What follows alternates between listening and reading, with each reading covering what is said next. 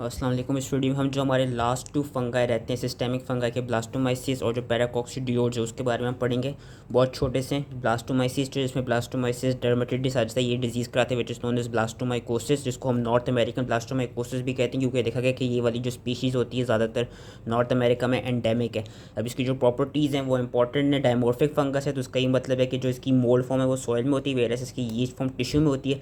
जो इसकी most important चीज़ याद रखनी है वो ये जो कि उन्होंने यहाँ नीचे फिगर में भी बताई हुई कि जो इसकी यीस्ट फॉर्म होती है, इसकी जो यीस्ट होती है it is round with a double refractive wall and a single broad based bud. ये चीज़ याद रखनी है कि यीस्ट की सिंगल ब्रॉड बेस्ड बड होती है। और इसकी जो मोड ऑफ ट्रांसमिशन है वो यही है कि ये जो मॉइस्ट सॉइल है which is rich in organic material, वहाँ पे ये अपने हाइफे को प्रोड्यूस करते हैं और उधर वो स्मॉल पेयर शिप कॉनिडिया भी बनाते हैं जिनको माइक्रोकॉनिडिया कहते हैं। जिस तरह हमने हिस्टोप्लाज्मा में पढ़ा था कि जो माइक्रोकॉनिडिया थे उन्हीं से ट्रांसमिशन हो रही थी, उसी तरह यहाँ पे भी सॉइल में ये इस तरह करके पेयर शेप्ड माइक्रोकॉनिडिया प्रोड्यूस करेगा और इन माइक्रोकॉनिडिया को जब हम इनहेल करेंगे तो उससे ह्यूमंस में इन्फेक्शन हो जाएंगे।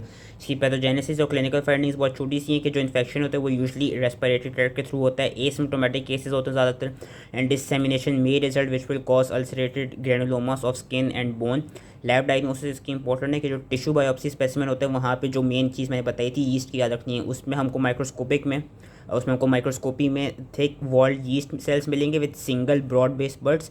और जब हम कल्चर करेंगे तो कल्चर में हमको हाइफी मिलेंगे with small pear shaped conidia.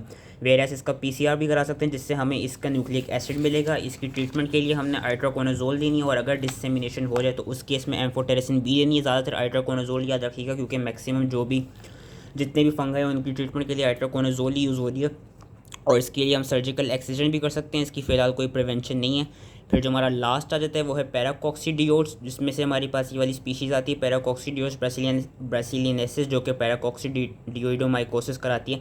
और जो ये वाला it is known as South American blastomycosis क्योंकि ये साउथ अमेरिका वाले रीजन में ज़्यादा ये वाले फंगाई पाए जाते हैं। ये भी डायमॉर्फिक हैं तो उसका ये मतलब है कि जो इनकी मोल्ड फॉर्म है वो वहाँ के सॉइल में रहती है, वेरस उसकी यीस्ट फॉर्म है वो टिश्यू में रहती है। इसकी यीस्ट की जो इंपॉर्टेंट चीज़ है वो याद रखनी है कि जो हमने भी पीछे पढ़ी थी ब्लास्टोमाइसिस की, उसकी सिंगल ब्रॉड बेस्ड बट थी। यहाँ की जो यीस्ट होगी वो थिक वॉल्ड होगी विद मल्टीपल बट्स। तो ये चीज़ इसकी इंपॉर्टेंट है जो कि याद रखनी है। पैथोजेनेसिस और क्लिनिकल फाइंडिंग्स ये हैं कि जब हम इसके स्पोर्स को इनहेल करेंगे तो अर्ली लीजन्स मिलेंगे लंग्स में, ज़्यादातर एसिम्प्टोमेटिक इन्फेक्शन ही होते हैं।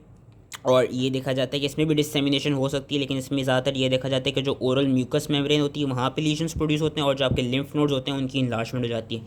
लैब डायग्नोसिस इसकी इंपॉर्टेंट है कि इसकी लैब डायग्नोसिस में हमें पस या टिश्यू सेल्स में जो यीस्ट सेल्स मिलेंगे they will be multiple birds, जिस तरह भी हमने पढ़ा कि उनकी मल्टीपल बर्ड्स होती हैं। और जो इनकी फिगर होगी ना जो माइक्रोस्कोप में नजर आएगी वो एक स्पेशल कैरेक्टरिस्टिक फिगर होगी इस तरह की, जिसको हम कहते हैं शिप कैप्टन्स व्हील, कि जो शिप में बेसिकली जो व्हील होता है जो कि कैप्टन चला रहा होता है, बिल्कुल उस तरह की इसकी फिगर है। तो इसकी चीज़ लैब डायग्नोसिस की याद रखनी कि जो पैराकॉक्सिडियोड्स उसकी जो यीस्ट होंगी उनकी जो मल्टीपल बर्ड्स होंगे they would be resembling a ship captains wheel. उसके अलावा ये कि जब हम इनको कल्चर करेंगे तो 2 to 4 वीक्स में हमको ये वाले ऑर्गेनिजम्स ग्रो करते हुए नज़र आ जाते हैं। और सीरोलॉजिक टेस्ट से हम फर्दर कंफर्म कर सकते हैं अगर एंटीबॉडी टाइटर जो है वो रेस्ट हुआ या नहीं हुआ, कि if active disease is present और नॉट। इसकी ट्रीटमेंट के लिए भी वही आइट्रोकोनाजोल देंगे और उसकी कोई प्रिवेंशन नहीं है। So that was it related to the last two fungi. I hope इसलिए समझ में आ गया एंड थैंक यू।